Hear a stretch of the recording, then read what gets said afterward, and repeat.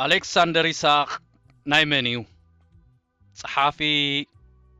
عوت تصفى مريم 9 دقيقة خيلوس تافيسكاتنا في حياة تميدا دقيم متصاوت قعص اقر زيكونس مدرخيو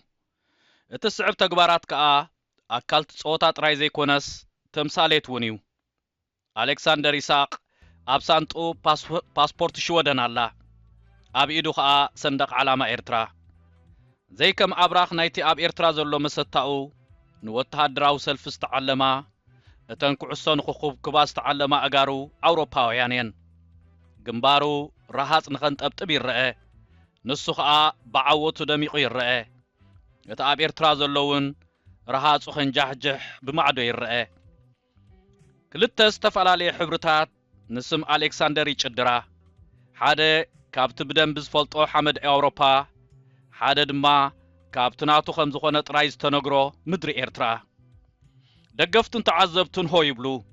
مقلوح دمسخا نتمنش بجابن هويتان ناب عزوز واقاز اللو قالات ترقيمو نابتي بزولو تميدايك ألحو ألكسندر كابلو بوحان تعالى باقنسأله نتا بانديرا دما النام بلبلة أبنقدعو الأبسا مسكلاو بيجا أبلعل سمياو دحر بايتا زي كونتس كأياح بيجا كأتاليان سمياونيا نايش ودن أرما هاجر زي كونتس نايتا أفريقاويت إيرترا نسو نزت انبل قدم تكبارو انتا يكون حاسيبي يخون ناي معا مقلوب سمعي ديو ويس بوليتيكاو مرقصي حادو دما أخبرو السدرابيتو ويس فاشن نايت تقوان فوتراي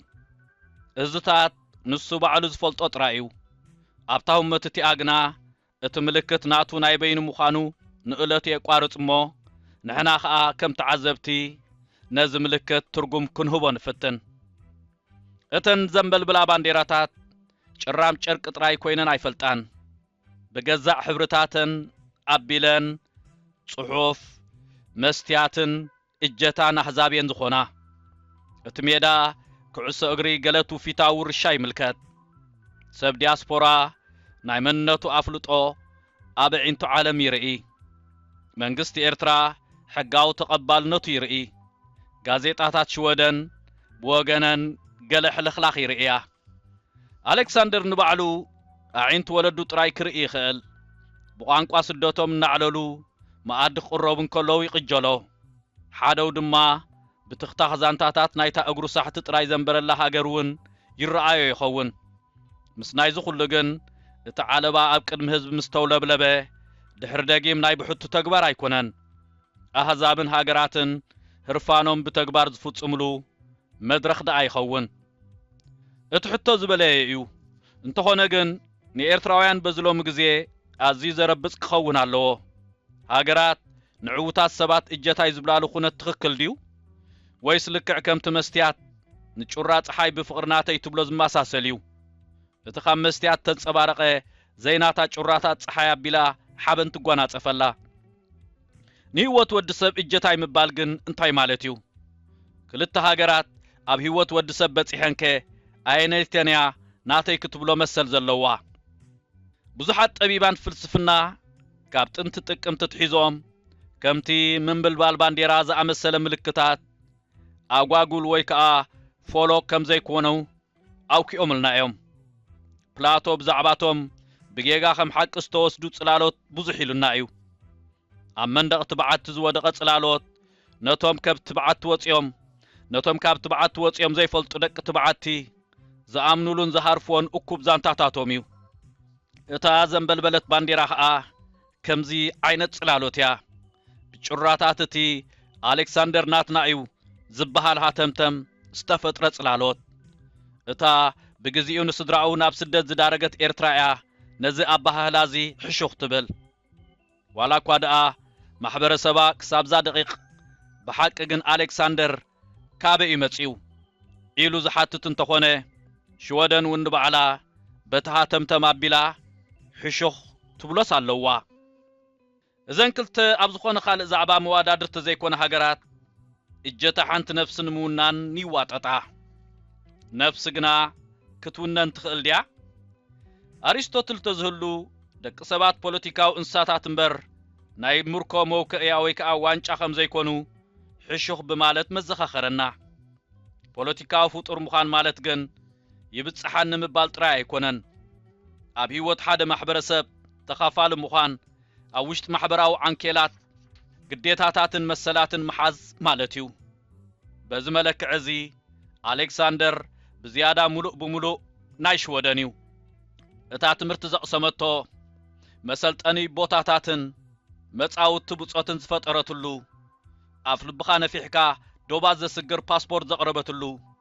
መሰላቱ ዝሕልን ምንቅስቓሳቱ ክውን ክገብርን ሕጋዊ ቅርጽን ስርዓትን ዘቕረበትሉ መሬት ትያሽወደን ዜግነት ልብስን ምስልን ዘይኮነስ ኪዳን እዩ ሽወደን ድማ ንኣሌክሳንደር ድሮ ከም ገጻ ጌጹ ዘይኮነስ ከም ኣካላ ሓንጎፋ ኢላቶ እያ ምስ ናይዚ ግን ልቢ ወዲ ሰብ ብውዕልን ኪዳንን ጥራይ ኣይነብርን እዩ ብዘኽሪ ብሓረግ ወለዶ ብዘይተመርጹ ሰራውርት ውልዲ ምስ ርኢናዮም ዘይንፈልጥ ቦታታት እኳ ኸይተረፈ ኣሳሲሩና ይቕጽል እዩ ቅዱስ ኣጎስቲን ልቢ ኣብ መበቆሉ ክሳብ ዝዓርፍ ሩፍታ ይብሉን ይብል ምናልባት ምልክት ምንብልባል ባንዴራ ኣሌክሳንደር ነዚ ዘይምርጋእ የውክኦዶ ይህሉ ምናልባት ዋላ እኳ ኣብኡ ሰፊራ ኣይፍለጥ ካበይ ከም ዝመጻኹ ይሰኣለኒ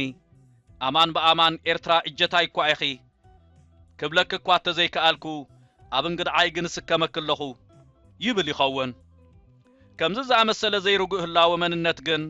ክጽወር ዝግብኦ ንቡር ኩነዲ ወይስ ንሓደገኛ ምብታን እምንቶ ኣብ ሃገራት ዝውክል እዩ ብማለት ደው ኢልና ክንሓስበሉ ግድን እዩ ገለ ተጻረርቲ ሓሳብ ሕብረ ባህላዊ መንነት ዝተመቓቐለ እምንቶ ውልቀ ሰባት ኣብ ልዕሊ ሃገራቶም ንማሕበራዊ ምትእሳር ከም ዘዳኽሞ ብላንጋላንጋነት ተጋሕቲኑ ምብትታን ሃገር ከይኸትል ድማ ናይ ሓንቲ ሃገር ወገን ወይ ከዓ ዜግነት ምምራጽ ብግዲ ከም ዘድሊ ይምጉት እዮም ድሩብ እምንነት ንሃገራት ግርጭታት ትፈጥረሉ ኣብነታት ከይተረፈውን ይዝርዝሩ ከምቲ ኣየርላንዳውያን ኣሜሪካውያን ንዓመፀኛ ንጥፈታት ሰራዊት ሪፐብሊካዊ ኣየርላንድ ዝምውሉ ከምቲ ቱርካውያን ጀርመናውያን ንምልካውነት ኤርዶጋን ዝድግፉ ማሕበረሰባት ዲያስፖራ ንባዕሎም ዘይሳቀይዎ ናይ ዓዶም ግጭታት ብወንጭፍ ኩን ክገብሩ ይኽእሉ እዮም እናበሉ ድማ ይማጎቱ እቲ ስክፍታ ንእሽቶ ይኮነን ምልሲልና ነቲ ናይ ቤኔዲክት ኣንደርሰን ኣብ ኣእምሮ ዝተሳእሉ ሓሳባዊ ማሕበረሰባት ዝብል ኣምር ምዝካር ይከኣል እዩ ንሱ ኣህዛብ ሃገራት ኣብ ሓበራዊ ትረኻታትን ሓበራዊ መንነታዊ መለለይን ከም ዝምርኮሱ እዩ ዘዘኻኽረና ዜጋታት ነቲ ቀዳምነት ሰርዖ ስምዒታዊ ምትእስሳር ኣብ ካልኦት ሃገራት ወይ ቦታታት እንተዓቂቦም ነቲ ዲሞክራሲያዊ ምሕደራ ክውን ዝገብር ማሕበራዊ ስምረት ወይ እውን ሓድነት ንባዕሉ ጓንጓ ኣይገብሮን እዩ ልቢ ኣሌክሳንደር ካብ ንሽወደን ንላዕሊ ንኤርትራ ብዝያዳ ህርመቱ ዘሸንብብ ተኾይኑ እቲ ሽወደን ኣብ ፊሮየ ትብሎን ዲሞክራሲ ጠልቦን ውህደት ወጻእተኛታት እንታይ ኮኑ ይብል ይኸውን ከም ምባል ድማ እዩ ዋላ እኳ እዚ ከምዚ ዝበለ ነቐፌታ ሸለል ዘይበሃል ተኾነ ኣብ ጌጋ ግምታት ዝተመርኮሰ እዩ እቲ ልዕል ኢሉ ዝተጠቕሰ ሓሳብ መንነት ክብ ወይ ግብ ዝዓይነቱ ምዃኑ እዩ ድማ ዝእንፍት ንሓደ ቦታ ሕልፊ ከተፍቅር ምኽኣል ማለት ንኻልእ ቦታ ብውሕድ ምፍቃር ማለት ዶ እዩ ዘመላኽት ወይስ ልቢ ወዲ ሰብ ካብ ዝሰፍሐ እዩ እቲ እምንቶ ኣብ ልዕሊ ናይ ዜግነት ሃገርካ ሓቀኛ ንኽንከውን ንጽል ንኽኸውን ከም ዘለውን ብብዙሓት ይእመም ብፍላይ እኳ ኣብ ናይ ስደት ሃገርካ ምውሃድ ማለት ምድምሳስ እምበር ምድማር ማለት እዩ ዝብል ግምት የብሉን ብዙሓት ክኢላታት ግን በኣንጻሩ እቲ ሓቂ ካልእ ከም ዝኾነ ይእምቱ እቶም ሕብረ ባህላዊ መንነት ኣብቲ ሓንቲ ነፍሶም ብዓወት ዘዋሃዱ ውልቀ ሰባት መብዛሕትኡ ግዜ ካብቶም ንሓዲኡ ክመርጹ ዝተገደዱ ሰባት ዝሓየለ ዜግነታዊ ምቑራን ምስ ሃገሮም ከምኡውን ዝዓበየ ባህላዊ ብቕዓትን ዝደልደለ ስነ ኣእምራዊ ምዕሩይነትን የርኢ ይብሉ ተመራመርቲ ብዙሐ ባህላዊ መንነት ስለዚ ግደ ምንብልባል እታ ባንዴራ እቲ ዝተፈራኸሸ መንነታዊ መንፈስ ወዲ ሰብ ቀጻልነቱ ዘውሕዝ ጸሎት እዩ ዝኸውን ዘሎ ግና ዕላምኡ ውልቃው እንተኾነ እኳ ርድኢት ዝዓለም ፖለቲካዊ እዩ ኣብዚ ድማ እዩ ህርፋን እተን ሃገራት ሙሉእ ብሙሉእ ብዘስደምም መንገዲ ንርእሱ ዝገለጽ ሃገራት ንኸዋኽብቶም ብህሩፍ ርፎት እጀታይ ዝብልዎም ግን ስለምንታይ እዮም ነቲ ዘብለጭልጭ ነቲ ዕውት ነቲ ብርቂ ዝኾነ ውልቀ ሰብ ረሃብ ሚልዮናት ክዕግስ ከም ዝኽእል ገይሮም ዝቕበልዎ ሓደ ካብ ብዙሓት ምኽንያታት ሃገራት ከም ውልቀ ሰባት ምዘይ ምትእምማን ማለት ስእነት ውሕስነት ተፈላለዮም ስለ ዘይነብሩ እዩ ብሰርዚ ነገረ መንነት ንሓድሕድ ዝተሰፊዩ ጭርምራማት ብትኽታኽን ነዃዳትን ዝመልኡ ዛንታታት እዮም ተፋታቲሖም ከይበታተኑ ከዓ ይሰግኡ ነዚ ፍርሕዝን ምህዳእ ድማ ናብ ምሳሌታትን ጽዋታትን ይዓስሉ እቲ ዕሉል ጅግና ጀነራል እቲ ውሃ ዘበለ ገጣሚ ተመራማሪ ተጻዋታይ ኩዕሶ እግሪ ኮታስ ነፍሲ ወከፎም ኣብ ዝተበታተነ ጨርቂ ዋንነት ናይ መንነት ሓልይዎምስ ከም ንጽል ጭራም ጨርቂ ኣብ ተሰፊሕ ጀዲድ መንነት ይኾኑ እዚ ከም ዝበለ ናይ እጀታ ህርፋን ጥንታዊ ምዃኑ ምርዳእ ድማ ኣገዳሲ እዩ ገዛእቲ ይኹን ወረርቲ ክብሮም ንምንጽብራቕ ነቶም ብሉጻቶም ብፍሉይ ይሓቕፎም እዮም ልክዕ ከምቲ ኣብ ማእከላይ ዘመን ንዝነበሩ ነገስታት መለኮታዊ ሞገስ ከም ዝረኸቡ ንምርኣይ ንዋይ ቅርሰ ቅዱሳን ዝእኩቡ ማለት እዩ ዘመናውያን መንግስታት ድማ ዓለማዊ ተቐባልነቶም ንምርጋጽ ፍሉጣት ሰባት ብምእካብ ንጭልቅዕ መንነት ይረርዋ ኣብ ኣስመራና ከይተረፈኳ ብነሓስ ዝተሰርሐ ሓወልቲ ኣሌክሳንደር ፑሽኪን ደው ኢሉሎ እቲ ሩስያዊ ገጣሚ ብዝተመጣጠረ ወለዶ ኣባሓጉኡ ኣፍሪቃዊ እዩ መበቆሉ ስለ ዝተባህለ ወዲ መረበትና እዩ ተባሂሉ እቲ ሓወልቲ ኣብ 2009 ብውቅብ ውራይ ብድምቀት ዝተኸፍተ ብኣንጻሩ ግና እቶም ናይ ሓዳስ ኤርትራ ጸሓፍትን ገጠምትን ግዳይ ሳንሱር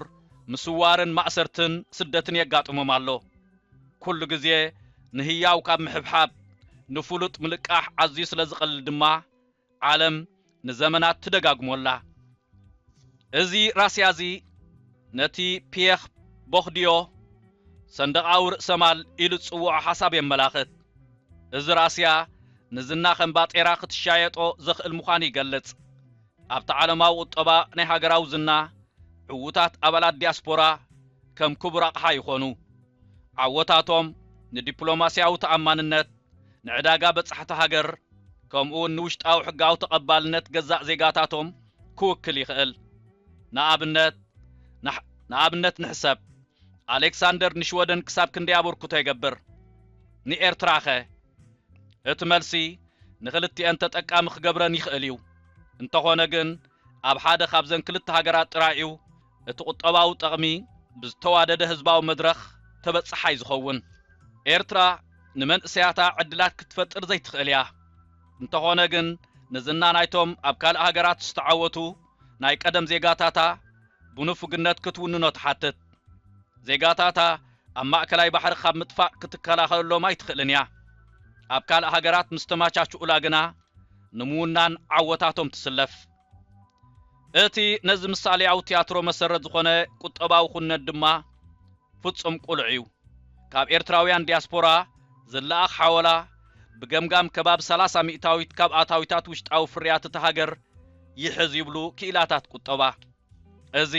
ብደረጃ ዓለም ካብቲ ዝለዓለ መጠን ምዃኑ እዩ ነዚ ሓበሬታ ኣማቲ ዝኾነ ናይ ባንኪ ዓለም ጸብጻብ ድማ 10 ካብ 1000 ዜጋታት ንኤርትራ ገዲፎማ ከም ዝወፁ ዘርኢ እዩ እቲ ናይ ስራሕን ዕብየትን መጻኢኦም ከውሕስ ዘይክእል መንግስቲ ዘሳጎጎም መንእሰያት ድማ ሓንሳብ ካብ ሃገር ምስ ወፁ ንቁጠባዊ ትንፋሱ ህይወት ትልኽ ዘብሉ ይኾኑ ስደት ድማ በቲ ሓደ ሃገራዊ ወድቀት በቲ ካልእ ከዓ ድሕነት እቲ ውልቀ መላኽቲ ሃገር ይኸውን ክሳራን ናይ ጥፍኣት ሃብትን ይኸውን እቲ ንውሉዳቱ ዘሳድድ መንግስቲ በቲ ኣብ ወፃኢ ሃገራት ዘመዝግቦ ዓወት ግን እጀታይ ምባል ኣይገርምን ዶ ወይስ እዚ ኩነት ተግባረ ፖለቲካዊ ምዕቀን ዘይብሉ ምዃኑ ዶ የመላኽት እቲ ቃልሲ ነዚ ንምርዳእ ክንድዚ ጥራይ ዘይኮነስ ዝያድኡ ምስልሳል የድሊ በዚ ኮይኑ በቲ እቲ መንግስቲ ሃገርና በዛዓወት እኮ እዩ ዝነብር ድሕሪኡ ነቲ ዓወት ከም መርትዖ ናይ ገዛእ ርእሱ ብልጹግን ዕውትን ህይወት መንግስቱ ብምቁጻር ደበላ ይወርሶ ሽወደን እውን ከይተረፈት ኣብ ከምዚ ዝበለ ምንጭ ቁጠባ ትነጥፍያ እንተኾነ ግን ብረቂቕ ኣገባብ ደኣ ትትግብሮ ኣሌክሳንደር ንሽወደን መርትዖ ናይ ተግባራት ዕውት ውህደት ጌራ ተቕርቦ ትኸውን ንዛንታ ሕብረ ባህላዊ ምጽዋር ዘድምቕ ብሩህ ገጽ ድማ ይኸውን እተን ንብጫን ሰማያውን ባንዴራ ወኪሉ ዘመዝገበን ሸቶታት ኩለን ሸቶታት ስፖርታዊ ዓወት ጥራይ ዘይኮናስ ምሳሌኣዊ ብልጻጌ ናይ ሊበራላዊ ዲሞክራሲያዊ ክብርታት ይቁጸር ፖለቲከኛታት ምናልባት ንዓወታቱ ብዙሕነት ንሕብረተሰብ ኣብ ክንዲ ዘዳኽሞ ስደተኛታት ናይ መበቆል ሃገራቶም ማሕበረሰባዊ ምትእስሳር ንዓቀቡ እንተኾነ ብምሉእ ሽወዳናውያን ክኾኑ ከም ዝኽእሉ ከም ጭቡጥ መርትዖ ጌራ ክትጥቀመሉ ይኽእላ ብኣንጻሩ ከዓ እዚ ጽምብል እዚ ኣብ ማእከል ሕብረተሰብ ሽወደን ገለ ካብቲ ዝዓመቆ ተገራጫውነት ንኸይርአ ክሽፍን ይኽእል እዩ ፖሊስታት ኢሚግሬሽን ሽወደን ብግምጣሉ እናሃለወ ንዛንታ ኣሌክሳንደር ከም ናይ ማሕበራዊ ውህደት ዕውት ዛንታ ክጽምብሎ ይሃርር እቲ ጽምብል ብሉጽ ውህደት ድማ ንኸምዚ ዝኣመሰለ ምሳሌ ኣሌክሳንደር ንኻልኦት ዝያዳ ኣጸገምቲ ዝኾኑ ፖሊስታት ከም መጎልበብ ኮይኑ ከገልግል ይኽእል ደቂ ሰባት ሰብኣውነቶም ተቋናጺቡ ከም ምልክት ሓበን ጥራይ ዝሸጡሉ ዕዳጋታት ዓለም ብኸምዚ እዩ ዝቕልቀል ካርል ማርክስ ብዛዕባ ሸቐጣት ፍቾነት ወይ ቅጥዓ ኣልቦ ኣምልኾ ወይ ከዓ ፈትሽዝም ገለልዩና ነበረ ኣቕሓ ኸመይ ገይሮም ካብቲ ሓቀኛ ምስሎምን ጥቕሞምን ተጨውዮም ገለ ፍሉይ ውሽጣዊ ስሕበትን ብሉጽነትን ከም ዘለዎም ተሓሲቦም ንዕዳጋ ይቐርቡ እዩ ዝነገር ተመሳሳሊ መስርሕ ዕዳጋ ሰባት ድማ ንኸም በዓል ኣሌክሳንደር ይስሐቅ ዝኣመሰሉ ሰባት ይጥቀመሎም ውጽኢት ተፈጥሮ ልምምድ ፍሉይ ጻዕሪ መስዋዕቲ ስድራ ቤትን ወፍርታት ሽወደንን ውልቃዊ ቆራጽነቱን ዝኾነ ዓወቱ ካብ ትርኢትና ይስወር እቲ ዝተረፈ ፈቲቾ ወይ መጥዓውነት ከዓ እቲ ኮኸብ ናይ ኤርትራ ታሪኽ ዕውት ሽወደናዊ ወፍሪ ብማለት እናተበላጸገ ምስ ውድዕ ኩነታቱ ከይተዛመደ ንሃልክ ዕዳጋ ዝቐርብ እዩ ኣብዚ ብንቕሓት ምጥማት የድልየና እቲ ነተኩረሉ ንጽልዋቲ ፈቲቾነት ስለ ዝኾነ ንውቃበቲ መጨረሻ ዓወት ጥራይ ንርኢ እምበር ንመስርሕ ቃልስታቱ ኣይንርእን ንውጽኢት ንጽምብል እምበር ንዋጋትን ኣብዚ ዘብጽሐ ትውፊት ኣይንዝክሮን ፈቲቾነት ግን ንኽውንነት ብርግጽ ይዓብጦ እዩ ኤርትራ ንዓወታት ኣሌክሳንደር ብብጽምባል ንጃምላዊ ስደት መንእሰያት ክትሰትር ትፍትን ወርሓዊ ልዕሊ 5,000 ዝግመቱ ሰባት ካብቲ ሃገር ከም ዝሃድሙ ኣሃዛት ሕቡራት ሃገራት ይሕብሩ እዮም ሽወደን ከዓ ብኣሌክሳንደር ኣቢላ ነቲ ሰርሓቶ ዕውት ውህደት ብምጽምባል ነቲ ንኻልኦት ስደተኛታት ንዘለኣለም ባዕዳውያን ምዃኖም ዘርኢ ምግላል ንምስዓር ትጥቀመሉ እዚ ማለት ነቶም ከም ናይ ኣሌክሳንደር ዝኣመሰለ ዕድላትን ጠመተን ዘይብሎም ስደተኛታት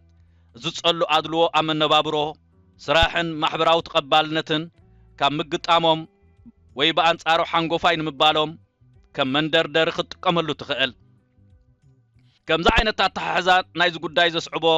ስነ-ኣእምራዊ ዕንወት ዜጋታት ትሑት ግምት ዝወሃበ እዩ መንነትን እንታይነትን ዜጋታት ማዕረት በረኽቲ ምዃኑ ብኣንጻሩ እውን ጾር ይኸውን ኣሎ ማለት እዩ ኣሜሪካዊ ክኢላ ማሕበረሰብ ዱቦይስ ነዚ ኩነት ድርብ ንቕሓት እዩ ዝብሎ ንነብስኻ ወትሩ ብዓይኒ ካልኦት ምርኣይ ንገዛእ ነብስኻ በቲ ንዓኻ ብሕውስዋስ ናይ ተምሳጥን ንዕቀትን እትዕዘብ ዓለም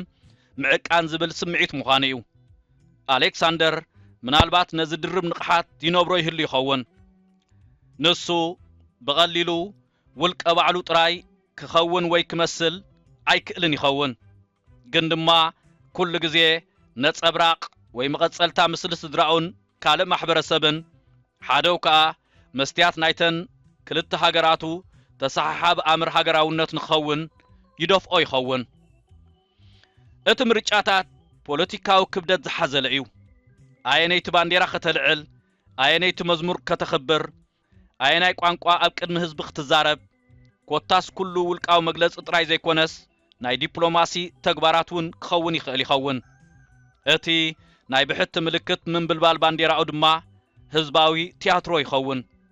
ተድላዓወት ናይ ዋንጫ مسحتوتات امنتو نهاجرن حقنتن كونه وكلنان مننتካ ይተሓላለኽ መብዛሕትኦም ሰባት ምሾት ናይዝናይ ገዛእ እስኻ ጥራይ ምዃን ማለት ካብ ማሕበረሰብ ዝተገለለ ውልቃውነት ምንባር ብደንቢ የስተማቑሪኦም እቶም ካብ ዝናኣሰ ማሕበረሰብ ማለት ዕውታት ስደተኛታትን ደቅ ወጻእተኛታትን ጎሊሖም ዝወፁ ግን ብሓንሳብ ንብዙሓት ሰዓብቶም ብዙሕ ነገራት ክኾኑ ይግደዲኦም ንኣሌክሳንደር ይስሐቅ ከም ግዳይ ናይዞም ሓይልታት ጥራይ ጌርካ ምቕራጽ ግን ነቲ ንባዕሉ ንሰብኣውነት ዜጋታት ናበቕሓ ምንካይ ማለት ኢልና ዝኾነናዮ ሓሳብ እተን ሃገራት ምድጋም ይዝኸውን ንሱ ኣቕሓ ሃገራዊ መሰለት ወይ መስትያት ጥራይ ዘይኮነስ ንነፍሲ ገዛእ ርእሱ ተገዛእ ምዃን ምእማን ግዲ እዩ ምስ ኣካላዊ ምልክታቱ ዝተተሓሓዙ ትርጉማት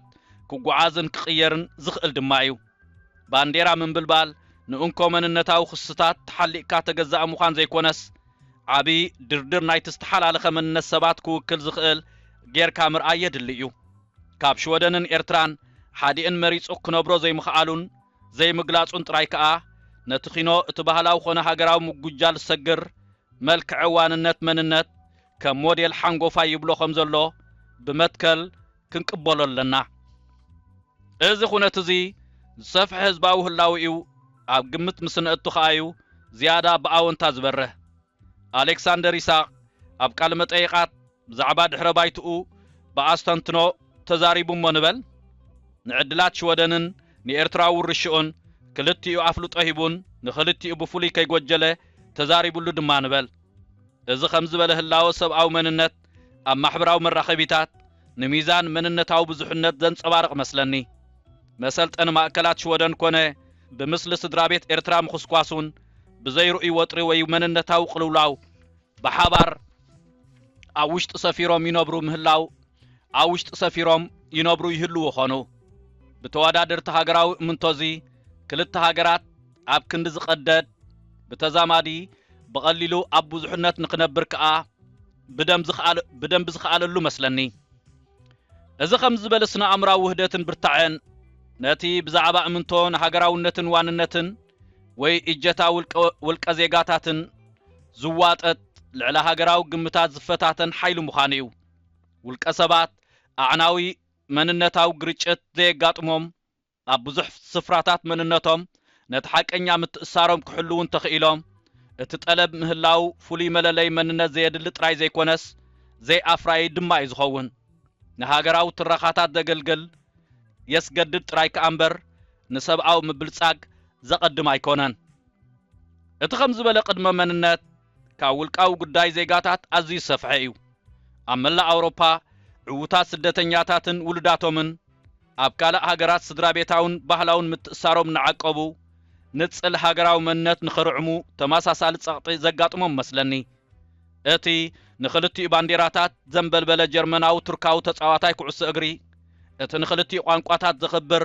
ፈረንሳዊ ኣልጀርያዊ ጸሓፊ እቲ ንኽልቲኡ ጽልዋታት ሃገራት ኣፍልጦ ዝህብ እንግሊዛዊ ናይጀርያዊ ተዋሳኣይ ኮታስ ኩሎም ኣብ መንጎ ሃገራውያን ጠለባት ንፍሉይ እምንቶ ዜግነትን ውልቃዊ ድሌታት ሓቀኛ ርእሰ ምግላጽን ዘለዎ ጥርፀይሮም ብህይወት ይጓዓዙ እዚ ጉዕዞ እዚ ብፍሉይ ዝተሓላለኸ ዝኸውን መንግስታቶም ምልካውያን ምዝኾኑ እዩ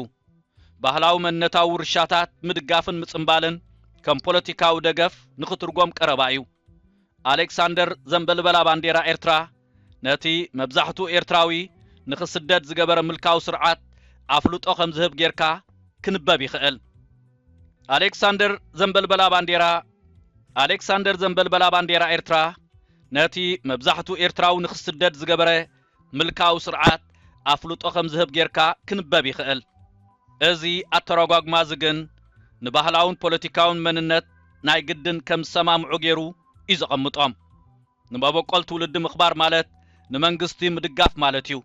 ንባህላዊ ውርሻታት ኣፍልጦ ምሃብ ማለት ንህልው ኩነታት ከይሲ መንግስቲ ምድጋፍ ማለት እዩ ዘቑፅሮ ነዝታት ምፍልላይ ድማ ኣዝዩ ወሳንን ኣገዳስን እዩ ኤርትራዊ ባህሊ ማለት ቋንቋታቱ ሙዚቃኡ መግቡ ዛንታታቱ ክብርታቱ ካብ ዝሕጂ ዘሎ ፖለቲካዊ ስርዓት ናጻ ኮይኑ ዝነብር እዩ ናይ ዲያስፖራ ህፃናትና ብሰንክዝ ወረደና መንግስታዊ ውድቀት ምዝባህልን ከይተኣሳሰሩ ምኽላእ ካብ ቁጽጽሮም ወፃእን ዝኾነ ኩነታት ምቕጻዕ ማለት እዩ ንፖለቲካን መራሕቲ ድማ ነቲ ናይ ህዝቢ ዝኾነ ባህላዊ መንነት ኣሕሊፍካ መሃብ ማለት እዩ ዝኸውን ስርዓታት ነቲ መብዛሕትኡ ግዜ ዝጠልሞ ባህላዊ ቅርስን ውርሻን ንበይኑ ክጉልቶ ወይ ንኽብሕቶ ምፍናው ማለት ድማ እዩ ብድሕር ነፍሲ ወከፍ ስእልቲ በዓል ዝና ዜጋ ኣእላፍ ዝተረስዑ ደቂ ህዝቢ ከም ዝርከቡ ግን ርጉጽ እዩ ኤርትራ ነቶም ንዘመናት ቆጺራ ውልዳተይ ዝበለቶም ገጠምቲ ሓወልትታት ሰሪሓን ነቶም ኣወጻዕውታት ዝኾኑ ህቡባት ድማ እጀታይ ክትብል እንከላ ናይ ገዛእ ርእሳ ዜጋታት ግን ኣብቲ ጭው ዝበለ ህሮርማ ሰሃራ ወይ ኣብ ዓሙቕ ማእኸላይ ባሕሪ ይጠፍኡ ኣለዉ ሕቡራት ሃገራት ልዕሊ 400,000 ኤርትራውያን ከም ስደተኛታት ፋሕ ብትን ኢሎም ይነብሩ ከም ዘለዉ ይጽብጽብ እዚ ማለት ዳርጋ 12 ሚእታዊት ካብ ጠቕላላ ብዝሕ ህዝቢ ኤርትራ ምዃኑ እዩ ዛንታታቶም ከዓ ሳሕቲ እዩ ኣብ ኣርእስታት ዜና ዓለም ዝበጽሕ ኣስማቶም ኣብ ዝኾነ ሓወልቲ ኣይርከብን መስዋእቶም ንዝኾነ ዝኽር ወይ ሕራነ ዘየለዓዕል እዩ ከምዚ ዝበለ ትንተናታት ኣብ ንገብረሉ እዋን እቲ ማህለቕ ኣልቦ ስምዒታዊ ክብደት ኣእምሮና ነቲ ቀንዲ ሕቶ ብምርሳዕ ከንደልህፅ ይኽእል እዩ ኣሌክሳንደር ይስሐቅ ናይ መን እዩ ንሱ ናይ ገዛእ ርእሱ እዩ ግና ከም ሕብረተሰብ ነዚ ሕቶ እዚ ክንምልስ ምፍታን ንመን ከም ንርኢ ንመን ከም ንጽምብል ንመን ከም ንዝክር ንመን ከም ንርስዕ ዘርኢ መስትያት ከም ውናን ማለት እዩ እቲ ሞራላዊ ሕቶ ከዓ እዞም ምርጫታት ፍትሓውያን ድዮም ዝብል እዩ መቸም ነቲ ኣብ ላዕሊ ዝረኣናዮ ቁጽራዊ ንጽጽር ብርኡይ ነቲ ዓመፀኛ ተግባር የርኢ መመሪጽካ ኣፍልጦ ዜግነት መሃብ እቲ ንኣሌክሳንደር ልዕል ዘብሎ ሃገራዊ ውርሻ መንነትና ነቶም ኣሽሓት ዜጋታትና ስሞም ንኸይግለጽ ይኹንን ሓደ ሕብሪ ደም እዩ ካብታ ኤርትራ ተድምጽ ልቦም ዝጭንጉዕ ሓደ ቋንቋ ቦታቶም ይዛረቡ ሓደ ካብ ፖለቲካዊ ኩነታትዮም ዝሃድሙ እንተኾነ ግን ከም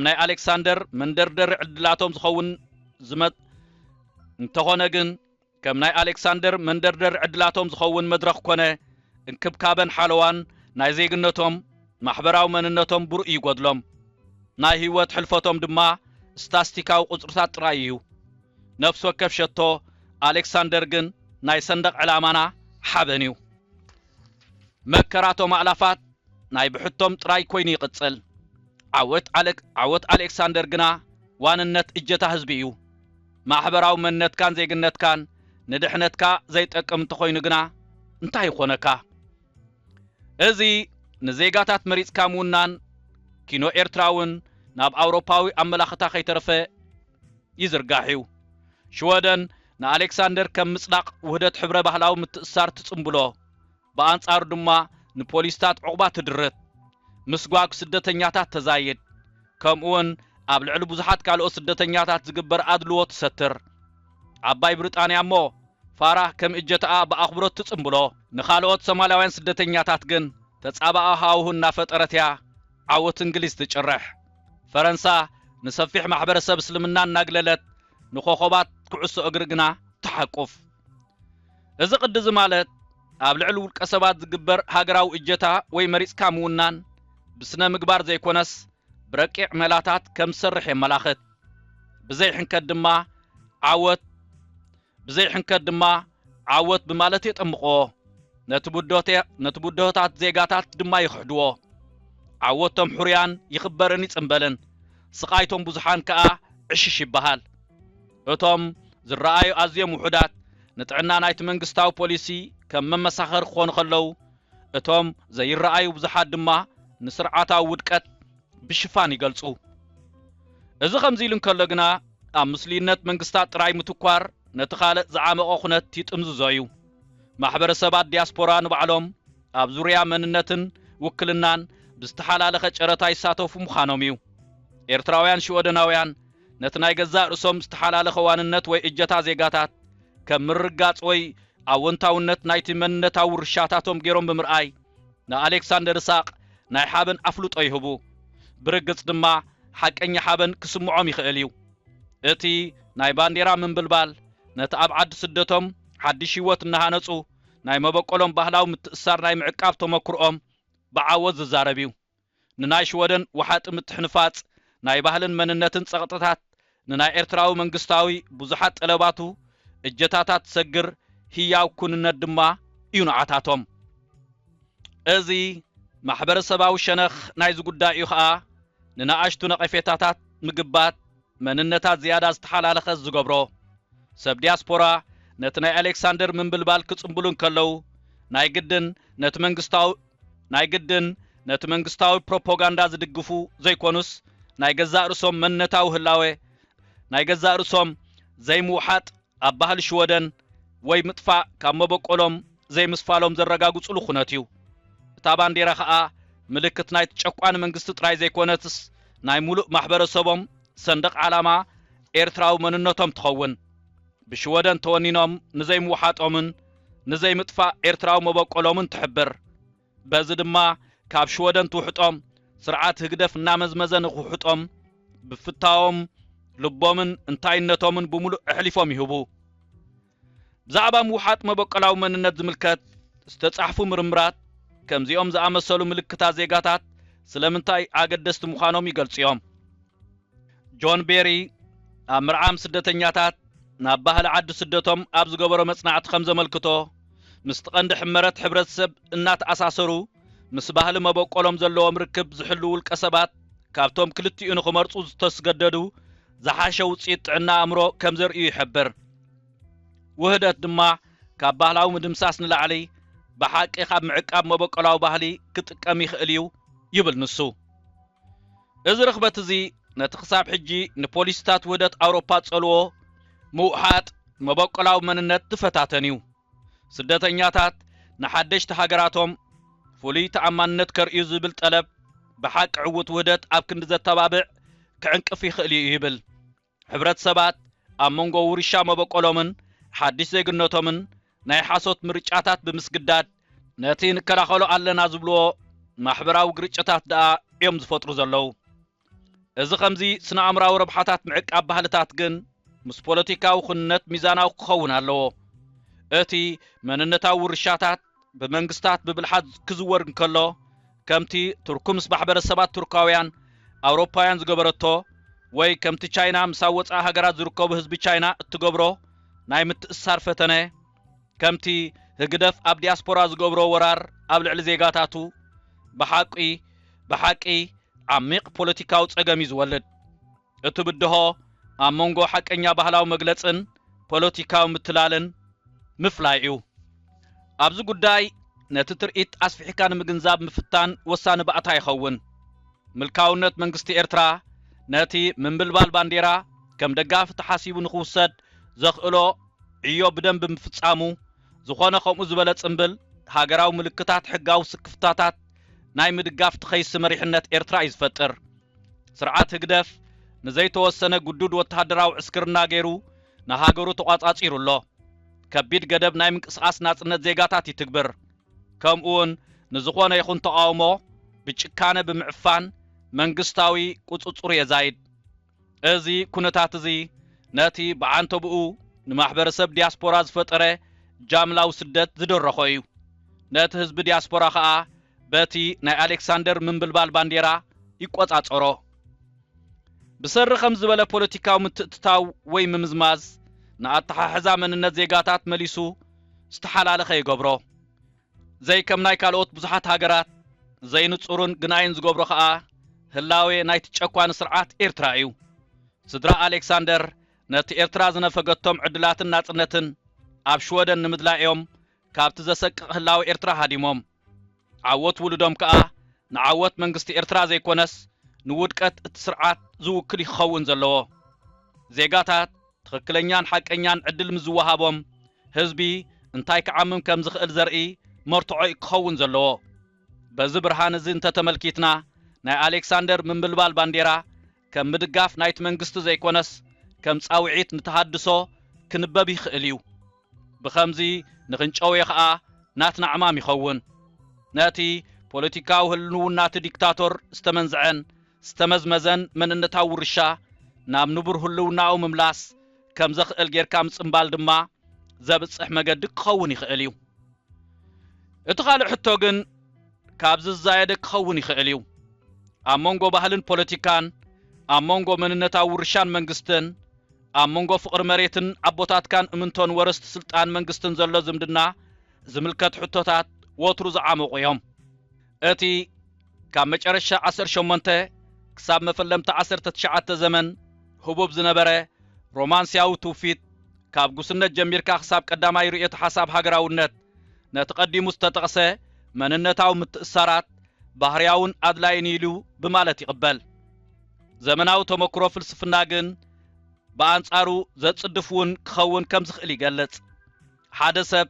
ንፖሊስታት ሽወደን እናተቃወመ ንባህሊ ሽወደን ክፈቱ ይኽእል ንመንግስታት አፍሪቃ እናነቐፈ ንውርሻ አፍሪቃ ክኽብር ይኽእል ንህግደፍ እናተቃወመ ንዜግነታዊ መንነት ሓንጎፋይ ክብል ይኽእል ኣብ ሃገር መበቆሉ ዜግነታዊ ግዴታታት ሓለፋታትን ናሃነጸ ምስርስት መበቆሉ ስምዒታዊ ምትእሳር ክሕሉ ይኽእል እዚ ምፍልላይ ዝግን ብፍላይ እኳ ኣብ ማእከል ምልካዊ ምሕደራ ሃገራት ኣገዳሲ ይኸውን ጨቆንት ስርዓታት ንባህላውን ዜግነታዊ መንነት እጀታ በይኖም ክገብሩ ምፍቃድ ኣብ ልዕልቶም ድሮ ከገልግሎም ዘይከኣሉ ማሕበረሰባት ዲያስፖራ ስልጣን መሃብ ማለት እዩ ባህላዊ ውርሻ ንባዕሉ ከም ምንጭ ውልቃዊ ትርጉምን ማሕበረሰባዊ ምትእሳርን ዘይኮነስ ከም ናይ ፖለቲካ መቆጻጸሪ ኣጽዋር ስለ ዝገብሮ ድማ ነተቀሊልን ቀጥታውን ክኸውን ዝግብኦ ሓሳብ ብዙሕ መንነት ጎዳኢ ይገብሮ ስለዚ ድማ ኢኑ ኣሌክሳንደር ይስሐቅ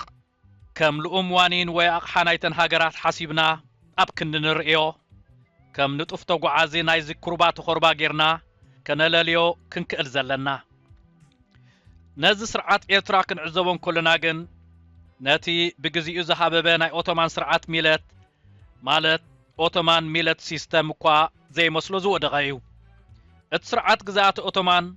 ነቶም ዘይ እስላማዊ ማሕበረሰባት ንገዛእ ርሶም ናይ ምምሕዳር ስልጣን ዘውሕስ እዩ ዝነበረ ናይ ኤርትራ ማሕበረሰብ ዲያስፖራ ነቲ ብ1991 ዝተስገደደ ኣዋጅ ግብሪ መሕወይ ሃገር 200ዊት ካብ ምትግባር ንላዕሊ ንህዝቡ ኣብ ልዕሊ ርስቶምን መንነት ገዛእ ርሶምን እንታይ ናይ ምምሕዳር ስልጣን እዩ ሂብዎም ዝፈልጥ እቲ ቁጠባዊ ሸነኻት ናይ ዝመስርሕ ምውናን መንነት ውልቀ ዜጋታት ንተወሳኺ ቀጽላታት ምዝመዛ ዘቃልዕ እዩ እቲ ብዲያስፖራ ናብቶም ኣብ መበቆል ሃገራቶም ዝርከቡ ስድራ ቤታቶም ዝለኣኽ ሓዋላ ብደረጃ ዓለም ሓደ ካብቶም ዝዓበዩ ፋይናንሳዊ ዋሕዝታት ዝውክል እዩ ካብቲ ነተን ሃገራት ዝግበረለን ወግዓዊ ኣህግራዊ ልምዓታዊ ደገፍ ከዓ ይበዝሕ ጥራይ ዘይኮነስ ቀጻልነት እውን ዘለዎ እዩ ቀይድታትን ድንጋገታትን ናይቶም ዜጋታት ኣብ ልዕልቶም መንግስታቶም እውን ዘየስገድድ ብምዃኑ ከዓ ንጥቕምቶም ዜጋታት ኣድማዕ ጽልዋ ኣይህልዎን ጥራይ ዘይኮነስ መሐየል ውልቀ ምልኩውን እዩ ዝኸውን ሻቡ ሓይሊ ህዝብን ሓይሊ መንግስትን ብሩእ ይፈላለ ንኤርትራ ከም ብዙሓት ኣብ ምምዕባል ዝርከባ ሃገራት እዚ ዋሕዝታት እዚ ንመሰረታዊ ቁጠባ ክውን ዝገብር ናይ ህይወትን ሞትን ቀለባ እዩ ከምዚ ዝበለ ጽግዕተኛነት ብልሽው ዝምባዐ ናይ ትኸይዲ ይፈጥር ንመንእሰያተን ዕድል ክህባ ዘይክእላ መንግስታት ብዝኾነ ይኹን ዝተስገደደ ናይ ጅሆ መሓዝ ኣገባባት ብዋሕ ዝሓወላ ይጥቀማ እቲ ብኻልኦት ምዕቡላት ሃገራት ንሓላሉ ዝተወርሰ ሓንጎልን ክእለትን መንእሰያተን ምስ ዓብዪ ክሳርኡ ከም ጸጋ ይቆጽሮ እሞ ከም ናይ ውድቀተን ዓወት ድማ ኣኽሊል ይደፍኣሉ እቶም ንመንግስታቶም ከገልግልዎም ዘይክእሉ ዜጋታት ሓንሳብ ካብ ሃገሮም ዝተሰደዱ ቁጠባዊ ድሕነት እቶም መልእኽቲ ይኾኑ ንዓወታት ዜጋታት ዲያስፖራ ብኽብሪ እናወነኑን እናጸንበሉን ድማ ስደት ዘተባብዕ ፖሊስታት ብግልፂ ይእውጁ እቲ ሰብኣዊ ክሳራታት ናይ ዝኸም ዝበለ ኸይዲ ካብ ውልቃዊ ጉዳያት እቶም ዜጋታት ኣዝዩ ዝዓበየ እዩ ስድራ ቤታት ኣብ መላእ ኣህጉራት ተፈላለዮም ይርከቡ ኣብ ውሽጢ ዓዲ ዝርከብ ሕብረተሰብ ካብቲ ሃብትን ዓቕምን መንእሰያቱ ተመንዚዑ ይነብር ኣሎ ነቶም ሃገራዊ ልምዓት ክድርኹ ዝኽእሉ ዜጋታት ድማ ተሰዊሮም ኣለዉ እተን ተቐበልቲ ዞም መንእሰያት ድማ ከከም ብሉጽነት ስርዓታተን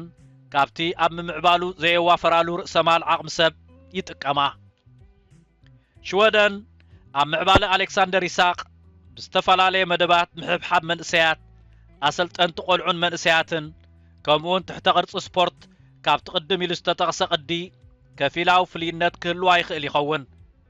ማሕበር ኩዕሶ እግሪ ሽወደን ኣብ ብልጻገ መንእሰያት ዝገብሮ ወፍሪ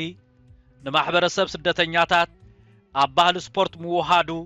ከምኡውን ናብ ሞያዊ ዓወት ዝወስድ መንገድታት ብምቕራብ ሃገራት ካብ ዜጋታትን ቅድሚ ጥቕሚ ምጽባየን ንላዕሊ ኣብ መጻኢ ዓወታቶም ብኸመይ ብንጥፈት ኣበርክቶ ክገብራ ከም ዝኽእላ ዘርኢ እዩ ብኣንጻሩ ከዓ ንዓሊ ስሌማን እንተደልያቶ ብቐሊሉ ትውንኖ ዜጋታት ኤርትራ ኣብ ምውናን ዓሊ ስሌማን ክረብሖ ዝግባእ ግን ይረኽቡ ኣለዉ ድዮም ዛንታ ኣሌክሳንደርን ሽወደንን ነቲ ንጡፍ ተሳትፎን ምትእትታው ትካላዊ ኣገባባትን ኣብ ምምራሕ ዜጋታት ናብ ዓወት ከመገባብ ኣፍልጦ ምሃብ ግድብ ምዃኑን የርኤና እዩ ምስተን ኣብ ስታድዮማን ንሸቶታት ኣሌክሳንደር ዝጭድር ናይ ተድላ ድምፅታት ናይ ኣሽሓት ኡስራት ኣውያት ድማ ማዕረ ማዕሪኡ ኣብ ድጓናታት ኤርትራ ይቃልሕ ኣሎ ሃና ኤሬንት ብዛዕባ ሃገር ኣልቦነት ኣብ ዝሃበቶ ሞጎት ኣብዞም ምድላዝ መንነቶምን ዝተረስዑ ዜጋታት ከመይ ዝበለ ዓብ ሓደጋ ከም ዘሎ እዩ ዝገልጽ ዝተወለድካሉ ዜግነት ኣፍልጦ ምስ ትስእነሉ መሰል ናይ ምሕላው መሰል ምጥፋእ ማለት እዩ ትብል ንሳ ክንደይ ኤርትራዊ ብሰሪ ዝኹነት ከም ተራ ፍጡር እኳ ህላው ኣብዚ ዓለም ኣብ ሓደጋ ኣትዩሎ እዚ ማለት ካብቲ ንኽብሪ ወዲ ሰብ ዝገልጽ ሞራላውን ሕጋውን ማዕቀፋት መንነት ሃቲፍካ ምውዳቕ ማለት እዩ ኢላ እያ ትማጎትሃና እቶም ስሞም ከይተጸውዐ ዘጥፋናዮም ኣሽሓት ስደተኛታት ኣብዚ ምድብ እሞ ንስራዓዮም ኪኖ ንሸቶታት ኣሌክሳንደር ምጭዳር ብጥፍኣት ሃገርካ ክትጭድር ከም ዘለካ ክሰኣለካ እዩ ክንደይ ካብ ደምካን ኣካልካን ዝኾኑ ፍጡራን እቲ ዓብይ ፈጣሪ ዝሓትት መንግስቲ ኾነ ኤምባሲ ዘይብሎም ኣብ ፈቆደ ሃገራት ብዘርከበ ግዳያት ኮይኖም ኣለዉ ሓደ እኳ ዝሓዘነሎም ከይረኸቡ ብዕጫኦም ተረቲዖም ከም ተራ ዝነቐጸ ገረብ ወዲቖምን መሽሚሾምን ኣለዉ እተን ናይ መወዳእታ ህላዎምን ዕጫኦም ድማ ፈጺመን ዘይፈልጣ ስድራ ቤታት ጥራይ ብውሽጠን ዘየቋርጽ ደም ይነብዓ ኣለዋ እቲ ሞራላዊ ወግዒ ወይ ርዝነት ናይዚ ኣብ ሜዳታት ኣውሮፓ ዝተረኣየ ጥፍኣት ካብቲ ምስ ኣሌክሳንደር ይስሐቅ ሓቢርና ኣፍ ልብና እናደሰቕና ብርኡይ ንጽምብሎ ኮቶ ክፍለ ይክእልን ነፍሲ ወከፍ ንዕውታት ዜጋታት ትንብልበል ባንዴራ መግነዝ ናይቶም ብህይወት ዝኸሰርናዮም ስደተኛታት እውን እያ እታ ባንዴራ እቶም ኣብ ናይ ትሕቲ ምድሪ ሸላታትን ጎዳጉድን ተነጺፎማ ዘለዉ ባንዴራ እውን እያ ዘይከምቲ ናይ ርሑቕ ዘመናት ዝናን ዓወትን ንምጽምባል ዝተሃንጸ ሓወልቲ ኣሌክሳንደር ፑሽኪን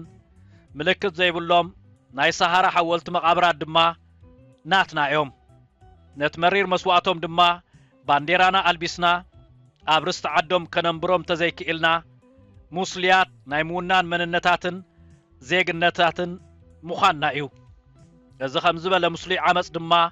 ኪኖቲ ከም ስደተኛታት ብዘይ ስምን መንነትን ተሪፍና እንጉድኦ ጥራይ ዘይኮነስ ነየናይ ዜጋ ኢኻናተይ እጀታይ ዓወተይ ወዲ ሃገረይ ኣብ ምባል ዘሎ ጽዩቕ ምምራጽ ነፍሲ ደቀ መረበትካ ዘሎ ክልተ ሞት እዩ ሞራል ደቂ ሰባት ካብ ገጽ እቲ ካልእ ጋሻኦም እዩ ዝጅምር ይብሉ ጠቢባን ህላወን ትንፋስን ናይቲ መስኪን ጋሻ ሓላፍ መገዲ ንዑ ኣብ ምድጋፉ እተርእዮ ሕልናኻ ዝምርኮስ እዩ ኣብታ ህሞት እቲኣ ሕልናኻ እንተዘይርኢኻዮ ድማ ትንፋሱ ኣብ ኢድካ እያ እዚ ኣወንታዊ ሞራል እንተሃለወና ድማ ማዕረ ማዕረት ንኣሌክሳንደር ዝሃብናዮ ግብረ መልሲ ናይ ተድላ ካብቲ ንኤርትራዊ ስቓይ እንህቦ ምላሽ ክፍለ ኣይክእልን እዩ እቲ ሞራላዊ ፈተናና ከዓ ነቲ ዓወት ክንጽብሎ ንኽእል ዶ ኢና ዘይኮነስ ካልኦት እናተሳቐዩ ከምዚ ዓይነት ጽምብል ከም ዝከኣል ዝገብሩ ዘለዉ ኩነታትና ኣፍልጦ ክንህብ ንኽእል ዲና ዝብል እዩ እዚ ንኩነታትና ኣፍልጦ ምሃብ እዚ ናይ ይምሰል ወይ ከዓ ግብረ መልሲ ጥራይ ዘይኮነስ ግብራዊ ትካላዊ መልሲ ዝሓትት እዩ ሽወደን ንኣሌክሳንደር ከም መርትዖ ናይቲ ኣብ ምውሃድ ስደተኛታት ዝገበረቶ ዕወት ወፍሪ እንተደኣ ኣኽቢራቶ ንምንታዩ እቲ ውህደት ንገሊኦም ይሰርሕ ንገሊኦም ድማ ይፈሽልውን ክትምርምር ከም ዘለዋ እዮም ዘዘኻኽርዋ እቶም ዜጋታታ ኤርትራ ከዓ ብዓወታት ኣሌክሳንደር ትሕበን ተደኣ ኮይና ስድራው ኣብ ምዕራብ ሃገራት ዕድላት ንኽደልዩ ዝደረኾም ክፉእ ኩነታት ውን ብሓላፍነት ክትቅበሎ ግዴታ ከም ዘለዋ ክነዘክራ ንኽእል ዜጋታት ክንከውን ኣለና እቲ ናብ ፍትሒ ዝወስድ መንገዲ ኩሉ መዳያው ኣፍልጦ ውድቀትናን ዓወትናን ዝህብ ዘጠቓልልን እዩ ንፍሉያት ትረኻታት ሃገራውነት ዘገልግሉ ባእታታት ጥራይ ካብ ምምራጽ ንውልቀ ሰባትን ማሕበረሰባትን ምስ ሙሉእ ሕልኽላኻት ኣወንታ ኾነ ኣሉታ ህላውነቶም ምርኣይ ምቕባልን እዩ እዚ ማለት ንዓወትን ቃልስን ንሓበንን መስዋዕትን ኮታስ ንኽልቲኦም ነቶም ጎሊሖም ዝረኣዩ ውሑዳትን ነቶም ዘይረኣዩ ዓሽሓትን ምኽባር ማለት እዩ ምኽንያቱ እቶም ኣብ መንጎ ሃገራት ዝተቓቐሩ ውልቀ ሰባት ኩሉ መዳያው ኣፍልጦም መሃብ ማለት ብዘይ ተስገደደ ምንኣስን ምቅላልን እንታይነቶም መሰል ዝተሓላለኸ ሰባዊ መንነቶም ሓንጎፋይ ምባል ማለት እዩ ጥልመት ክድዓት ወይ ዘይእምንነት ዝብል ስም ከየጠመቕካ ምስ ብዙሕ ኣሉታዊ ኾነ ኣወንታዊ ኩነታቶም ኣፍልጦ መሃብን ምኽባርን መንነታዊ ሓርነቶምን ማለት እዩ ከም ከፊላዊ ምልክታት መንነታዊ ሓበን ጥራይ ዘይኮነስ ከም ሙሉኣት ሰባት ከም ተገዛእትን ሃገርነት ሓደው ድማ ከም ተራ ወኪልነት ናይ ሃገርካ ቆፂርካ ብስውር ፖለቲካ ኣክንዲ ንምምዝማዞም ምሕላን ንነፍሳቶም ከም ዜጋታት ኣፍልጦ መሃብ ማለት እዩ ምኽንያቱ ሃገራት ንባዕላተን ኩሉ መዳያው ኣፍልጦ ሰንደቓዊ ሓበነን እጀታ ዜጋታተንን ጽኑዕን ነባርን ሓላፍነትን ቁንዕነትን እተን ሃገራት ዝጠልብ እዩ እቲ ንዓወታት ዲያስፖራ ንምጽምባል ዝውፈጽ ዓት ናብ ምፍታሕ እቲ ኣሸጋሪ ኩነታት ስደተኛታት ኮነ ዜጋታት ዲያስፖራ ክቐንዕ ኣለዎ እዚ ለውጢ እዚ ንባዕሉ ንርዮት ሃገራውነት ዳግማይ ንምቕራጹ ከም ዘድልየና እዩ ዝእንፍት ካብ ፈላላይ ናብ ንኹሉ ዝሓቁፍ ሞዴላት ወይ ሓሳባት ምስግጋር ካብ ምትፍናንን ምጽብጻብን ናብ ምትሕባር ዜጋታት ምግስጋስ ካብ ንኹሉ መንነታት ንምውናን ምፍታን ናብ ኣፍልጦ ዋንነት ካልኦት ከማና ዝበሉ ዜጋታት ምምራሕ ከድልየና እዩ ንኣሌክሳንደር ይስሐቅ መንያ ሙሉእ ብሙሉእ ንምውናኑ እጀታይ ክትብል ዝግብኣ ኢልናብ ክንድንሓትት ሕብረተሰባት ከመይ ገይሮም እዮም ንኹሎም ኣባላቶም ብእውነተኛ መንገዲ ዝምዕብሉሉ ብማለት ክንሓትት የድልየና ዓወት ድማ ገቢትካ ብዝወነንካዮ ምጽምባል ጥራይ ዘይኮነስ ምሕብሓብ ዜጋታትካ ጥራይ ንባዕሉ ከም ዓወት ክትጽምብሎ ኣብ ምኽኣል ይዝርከብ ዋንነት ከዓ ብተምሳሌትን ናይ ዓወት ጭርሖታትን ጭደራታትን ጥራይ ዘይኮነስ ብፍትሒ ዝርከበሉ ኩነታት ክንፈጥር ንኽእል ዶ ኢልና ክንሓትት ምስ ንኽእል እዩ ኮዝሞፖሊታዊ ኣምርቶም ጥንታውያን ስቶካያውያን ነዚ ከም ዝኣመሰለ ለውጢ ዘመላኽት እዩ እዚ ከዓ እቲ ዝለዓለ እምንቶና ንፍሉያት ጎሳታት ደርብታት ነገዳት ቀቢላታት ወይ ኣህዛብ ዘይኮነስ ንሰብኣውነት ብዓቢኡ ክኸውን ኣለዎ ዝብል ሓሳብ እዩ እቲ ንባዕሉ ባርያ ኮይኑ ዝተወልደ ኤፒክቶቶስ ዜግነቱ ኣብ ስርዓተ ኣድማስ ወይ ከዓ ቆስመስ ምዃኑ ኣዊጁ ማርቆስ ኣውሬልዮስ ከይተረፈ ዋላ እኳ ሃፀይ ሮማ እንተኾነ ከም ሰብ መጠን ከተማይ ዓለም ብምልእታያ ኢሉ ይጸሓፈ እዚ ሓሳብ እዚ ግን ብቐሊሉ እንግንዘቦ ኣይኮነን ወዲ ከተማይ ናይቲ ዓለም ብዓባይ ምዃን ማለት ናይ መበቆልካ ውርሻ ቀጻልነቱ ምድሓን ማለት ድዩ ወይስ ካብኡ ጠቕሊልካ ምውፃእ ንኣሌክሳንደር ተተመልኪትና እቲ መልሲ ክልቲኡ ምዃኑ እዩ እዚ ኮዝሞፖሊታዊ ወይ ኣድማሳዊ ራእይ እዚ ፍሉይ ስምዒታዊ ምትእስሳር ኣብ ድሩት ማሕበራዊ መንነት ቶባይልካ ምግዳፍ ዘይኮነስ ንኣታቶም ኣብ ውሽጢ እዚ ኣድማሳዊ ኣፍልጦ ክብሪ ወዲ ሰብ ምስፋሮም ዘድልየ እዩ ኣሌክሳንደር ኣማሲኡ ዜጋ ወይ ኣባል ናይቲ ዓብይ ሰብኣውነት ንባዕሉ እንዳኾነ ኤርትራዊ ርሻኡን ሽወደናዊ ዜግነቱን ከኽብር ይኽእል እዩ ንሽወደን እናተፃወተ ባንዴራ መበቆሉ ዝኾነት ኤርትራ እንተንበልበለ ከዓ ምልክቱ ኣብ መንጎ ሃገራት ምምራጹን ዘይምምራጹን ዘይኮነስ ኣንጻር እቲ ንሰብኣዊ መንነት ዝተሓላለኸ ምዃኑ ክሒዱ ዘናኣእሶ ቁንጣሮ ኣተሓሳስባ ሰባት ምዃኑ እዩ ኣምራት ኮስሞፖሊታውነት ግን بتكبار ناي جزارو سبدهوتات أيقاطمون مالت أيكونن ترجم مننتن حداو دقف ذهبو فليات محبر السبات انت زي هاليوم والكسبات أبزي تجبت حساب أدمساو النتقليلهم كترفو يخو اليوم عالماو محبر السب بعابيو كلس حساباو خوينو قصلن كالو كبابياو محبر السب دما تجبات زمدناتاتن حبراو لمدتاتن زورو سيوم اتعمامنا خاا نازي خمز بلا فولي أبالنت نحاد محبر السب كينو دروتو كنشكر كرو زي كونس أغلالت رايكا مخان كنغت أمخ آليو ود غزاوتين تبلنا ود ختماي نخنبل قربات مخان مالتيو ود ختماي تبلنا خا ود هاجري نخنبل نقبلون مالتيو أبقرب أوان أبسقرا هاجراو منت استقبر مصنعتات كم زرئيو ازي لعالي اللي تتقصي حقاف موديلات كون كخون كم زخقليو اتي أبعوتات معبر السبات دياسبورا استقبر مصنعتي والكسبات